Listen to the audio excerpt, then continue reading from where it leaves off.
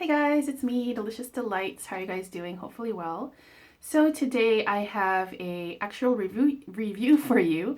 Lately, for the past few months, it's just kind of been winging it with vlogs and thrifting videos and first impressions and stuff like that. But today it's going to be a review, and it's going to be a review on the latest flanker from the house of Mugler, and it's Aura Eau de Toilette. So if you guys have been watching me, you know me, you've seen my videos, you probably know that Aura was a struggle for me. I'll put it that way. I will link the review for you if you want to see it in the description box. So yeah, basically I didn't really like the Eau de Parfum version. So I want to share with you guys my thoughts about the Eau de Toilette version. It's not going to be really a comparison video. But I'll probably make reference to it in this review. So let's get into it. On the top, we have pear extract and hibiscus seed. I guess pear extract is just a concentrated form or version of pear. And hibiscus seed, I don't know what the seeds smell like, but I do know what hibiscus tea smells like, so I'm not sure if that's the same. In the mid, we have tiger liana. I don't even know what that is. I'm going to assume that it's a flower, but I've never smelled it. And in the base, we have iris root and vanilla, which is good because those are familiar notes. However, when I look at these notes and when I smell it on my skin, I just sprayed it here, I can't make the connection. Like, I do get like a sweetness in here, which is probably from the vanilla and the pear, but if I smell this and I look at the notes pretty much mean nothing to me anyways. It's hard to picture that. So anyways, people say that I should read the notes out anyway. Now, the opening of this fragrance, I gotta say, you guys, it's very interesting and unusual at the same time. Very, very unusual, which is kind of something that I expect, especially from this fragrance, the EDP version. Very unusual opening. But this one is a pleasant opening, to be honest. It's very like, it kind of was like, what is that? That's cool. To my nose, it's a green spearminty sweetness in the opening. It's less thick than the EDP. It has like a watery feel to it. It's more transparent and almost edible tasting.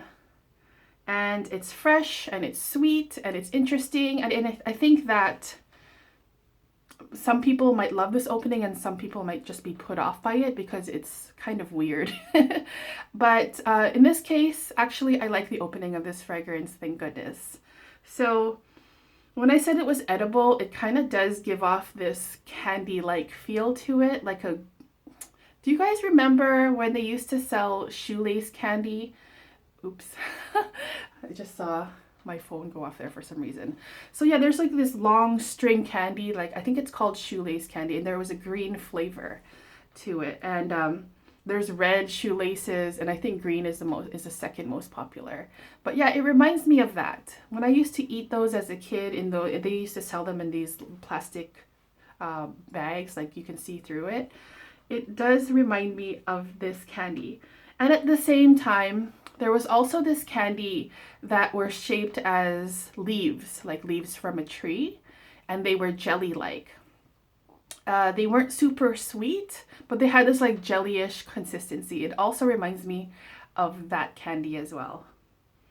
But if I'm gonna put my thoughts away from the candy references, to me, it's a green spearmint edible sweetness. It also reminds me a little bit of dirty wet leaves towards the ending of the opening, and like mint candies, and I'm hoping that I'm like giving you a good idea of what the opening smells like.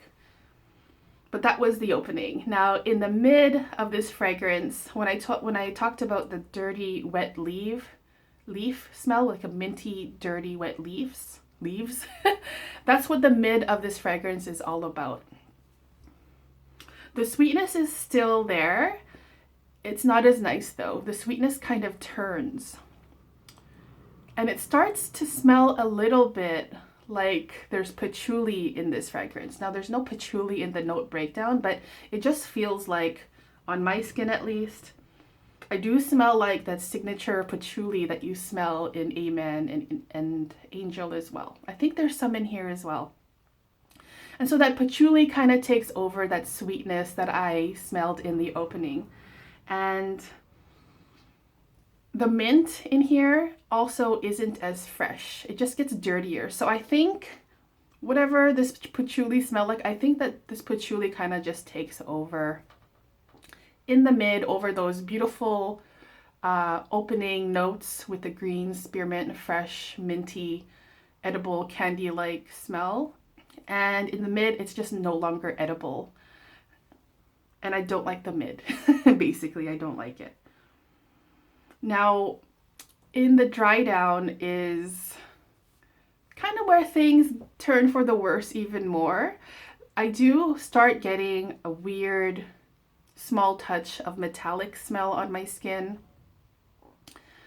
It just gets worse, you guys. It gets thicker, it gets dirtier, it's like less sweet, less fresh. It's kind of like a mucky green mud on my skin, basically. I just felt like the opening was quite interesting, and I was like, yay, is this gonna be nice for the rest of the fragrance? For me, it kind of just goes downhill because this weird, I think it's patchouli, but there's this dirtiness that comes out in the mid and in the dry down that kind of just puts me off of the fragrance. But at the same time, I do think that there might be some people who will appreciate this dirtiness that comes out if they're looking for that kind of thing.